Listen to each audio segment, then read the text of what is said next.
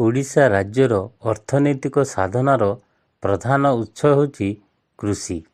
ଏହାର ସେୟାର ଭାଗ ଆର୍ଥିକ ପ୍ରଗତିରେ ବହୁତ ମହତ୍ତ୍ୱପୂର୍ଣ୍ଣ ଅବଦାନ ରଖିଥାଏ।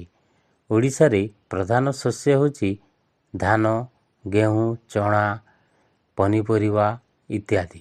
ଏହାର ଏକ ଉତ୍କୃଷ୍ଟ କୃଷି ଐତିହାସିକ ପରିଚୟ ଅଛି, ଯାହାକି ପ୍ରାଚୀନ କାଳରୁ ଚାଲି ଆସିଛି।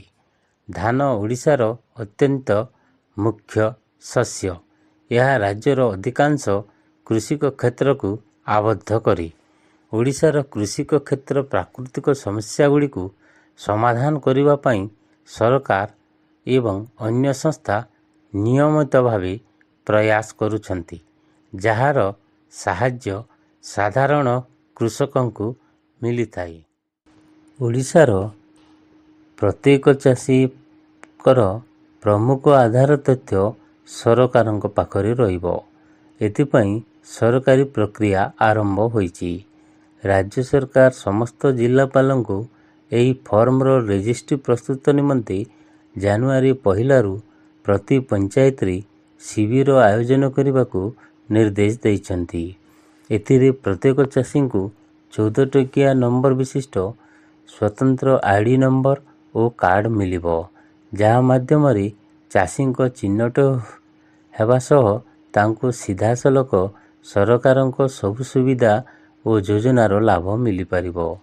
ଚାଷୀ ସହାୟତାର ବାଟମାରଣାରେ ପୂର୍ଣ୍ଣଚ୍ଛେଦ ପକାଇ କେନ୍ଦ୍ର ଓ ରାଜ୍ୟ ସରକାରଙ୍କ ଦ୍ୱାରା କାର୍ଯ୍ୟକାରୀ ହେଉଥିବା ପିଏମ୍ କିଷାନ, ପ୍ରଧାନମନ୍ତ୍ରୀ ଫସଲ ବୀମା, ସିଏମ୍ କିଷାନ ଫସଲ ଋଣ, ଅନ୍ୟାନ୍ୟ ସମସ୍ତ କୃଷି ସବସିଡିକୁ ପାରଦର୍ଶିତାର ସହ ପ୍ରଦାନ ନିମନ୍ତେ ଏହି ଡିଜିଟାଲ ଡାଟାବେସ୍ ପ୍ରସ୍ତୁତ ହେଉଥିବା ଜଣାପଡ଼ିଛି।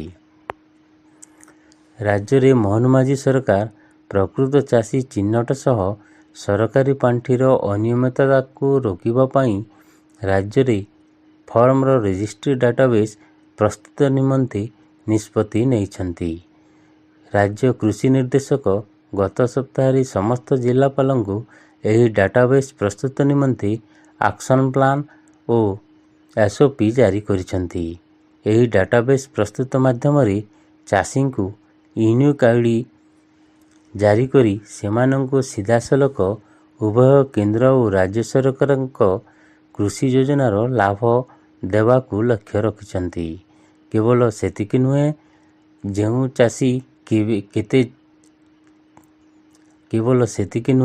କେଉଁ ଚାଷୀ କେତେ ଚାଷ ଜମିର ମାଲିକ, ସେଥିରୁ କେତେ ଜଳସେଚିତ ଆଉ କେତେ ଅଣଜଳସେଚିତ, ତାର ତଥ୍ୟ ମଧ୍ୟ ସରକାର ଜାଣିପାରିବେ। ଫର୍ମର ରେଜିଷ୍ଟ୍ରି କାର୍ଯ୍ୟାନ୍ୱୟନର ଏହି ପ୍ରକ୍ରିୟା ରାଜ୍ୟର ସମସ୍ତ ଜିଲ୍ଲାରେ ପ୍ରଥମ ପର୍ଯ୍ୟାୟରେ ଜାନୁଆରୀ 1ରୁ ମାର୍ଚ୍ଚ 31 ତାରିଖ ପର୍ଯ୍ୟନ୍ତ ଚାଲିବ। ପ୍ରଥମ ପର୍ଯ୍ୟାୟରେ ସବୁ ପଞ୍ଚାୟତରେ ଏକ ସ୍ୱତନ୍ତ୍ର ଶିବିର ଆୟୋଜନ କରାଯିବ, ଯେଉଁ ଶିବିରରେ 2 ଜଣ ଲେଖାଏଁ ଗ୍ରାମ୍ୟ କୃଷି ସେବକ, ଜଣେ ରାଜସ୍ୱ ନିରୀକ୍ଷକ ଉପସ୍ଥିତ ରହିବେ। ଚାଷୀଙ୍କୁ ଶିବିର ପର୍ଯ୍ୟନ୍ତ ଆଣିବା ପାଇଁ ସ୍ଥାନୀୟ କୃଷକ ସାଥୀଙ୍କୁ ଦାୟିତ୍ୱ ନ୍ୟସ୍ତ କରାଯାଇଛି। ପ୍ରତ୍ୟେକ ଶିବିରର ତଦାରଖ ଦାୟିତ୍ୱରେ କୃଷି ଓଭରସିଅର, ବ୍ଲକ କୃଷି ଅଧିକାରୀ, ଅତିରିକ୍ତ ତହସିଲଦାର କିମ୍ବା ତହସିଲଦାରଙ୍କ ମଧ୍ୟରୁ ଜଣେ ରହିବେ। ଚାଷୀମାନେ ନିଜର ଆଧାର କାର୍ଡ଼, ମୋବାଇଲ ଫୋନ, ଆଧାର ଲିଙ୍କ ଥିବା ମୋବାଇଲ ଫୋନ, ଜମି ପଟ୍ଟା ଅବା ଖର୍ଦ୍ଦି ଦଲିଲ ଧରି ଶିବିରକୁ ଆସିବେ।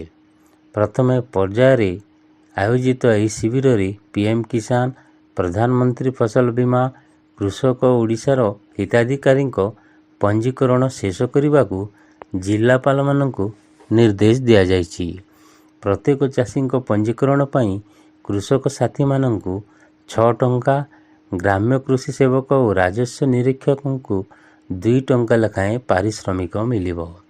ସେହିପରି ଦ୍ୱିତୀୟ ପର୍ଯ୍ୟାୟ ପଞ୍ଜୀକରଣ ପ୍ରକ୍ରିୟା ମାର୍ଚ୍ଚ 31ରୁ ହେବ, ଯାହାକି 3ଟି ମାଧ୍ୟମରେ ହୋଇପାରିବ। ବ୍ୟକ୍ତିଗତ ସ୍ତରରେ ଏଗ୍ରିଷ୍ଟାକ ୱେବସାଇଟ ଅବା ଆପ୍ ମାଧ୍ୟମରେ, ଜନସେବା କେନ୍ଦ୍ରରେ ଓ ସହାୟକ ମଡେଲକୁ ଉପଯୋଗ କରି ଚାଷୀ ପଞ୍ଜୀକରଣ କରାଯିବ। ସେହିପରି ଯେଉଁ ଜମିଗୁଡ଼ିକ ଇଜମାଇଲରେ ଥିବ ଅବା ପିତା ଜେଜେଙ୍କ ନାଁରେ ଥିବ, ତାହାର ପ୍ରକୃତ ହିତାଧିକାରୀ ଆବଶ୍ୟକ ତଥ୍ୟ ଦେଇ ପଞ୍ଜୀକରଣ କରାଇବାକୁ ପଡ଼ିବ। ସରକାରଙ୍କ ଦ୍ୱାରା ଧାର୍ଯ୍ୟ ଆଧାର, KYC, ଭୁଲ ଏକରେ ଥିବା ରେକର୍ଡ ଓ ପ୍ରତ୍ୟେକ ଚାଷ ଜମିର ଫସଲ ବିବରଣୀ ଫସଲ ସର୍ଭେ ଡାଟାବେସ୍ରୁ ସଂଗୃହୀତ ତଥ୍ୟ ଠିକ୍ଠାକ୍ ଥିଲେ ଚାଷୀଙ୍କୁ 24 ଘଣ୍ଟା ମଧ୍ୟରେ 14 ଟକିଆ ସ୍ୱତନ୍ତ୍ର ID ନମ୍ବର ମିଳିଯିବ। ଅନ୍ୟ ଯେଉଁମାନଙ୍କର ଏସବୁ ତଥ୍ୟରେ ସମସ୍ୟା ଥିବ ସେମାନଙ୍କୁ ସ୍ଥାନୀୟ ରାଜସ୍ୱ ନିରୀକ୍ଷକ ଓ ତହସିଲଦାରଙ୍କ ମାଧ୍ୟମରେ ରେକର୍ଡ ଭେରିଫାଏ କଲାପରେ ହିଁ ୟୁନିକ୍ ID ନମ୍ବର ମିଳିପାରିବ। ଉଲ୍ଲେଖଯୋଗ୍ୟ, ରାଜ୍ୟ ସରକାର ଏହି ଫର୍ମର ରେଜିଷ୍ଟ୍ରି ପରେ ଆସନ୍ତା ଆର୍ଥିକ ବର୍ଷରୁ PM କିଷାନ, CM କିଷାନ ସହ ପ୍ରଧାନମନ୍ତ୍ରୀ ଫସଲ ବୀମା ଆଦି ପାଇଁ ଏହି ୟୁନିକ୍ ID ନମ୍ବରକୁ ବାଧ୍ୟତାମୂଳକ କରିବାକୁ ଯୋଜନା କରୁଛନ୍ତି। ପରବର୍ତ୍ତୀ ସମୟରେ କୃଷି ସହ ଜଡ଼ିତ ସମସ୍ତ ଯୋଜନା ଓ ସବସିଡି ମଧ୍ୟ କେବଳ ଏହି ID ନମ୍ବର ଥିଲେ ହିଁ ମିଳିପାରିବ ବୋଲି ଜଣାପଡ଼ିଛି। ତେବେ ଏହି SOPରେ ଭୂମିହୀନ ଚାଷୀ କିଭଳି ନିଜକୁ ପଞ୍ଜୀକରଣ କରିବେ ସେ ନେଇ SOPରେ କିଛି ଉଲ୍ଲେଖ ନାହିଁ ବୋଲି ଗଣମାଧ୍ୟମରେ ପ୍ରକାଶ ପାଇଛି।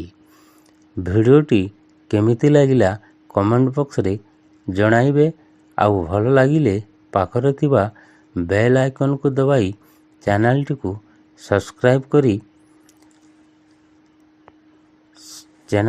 ସବସ୍କ୍ରାଇବ କରିନେବେ। ଫଳରେ ଏମିତି ଭିଡ଼ିଓ ଆପଣଙ୍କ ପାଖରେ ପ୍ରଥମେ ପହଞ୍ଚିବ।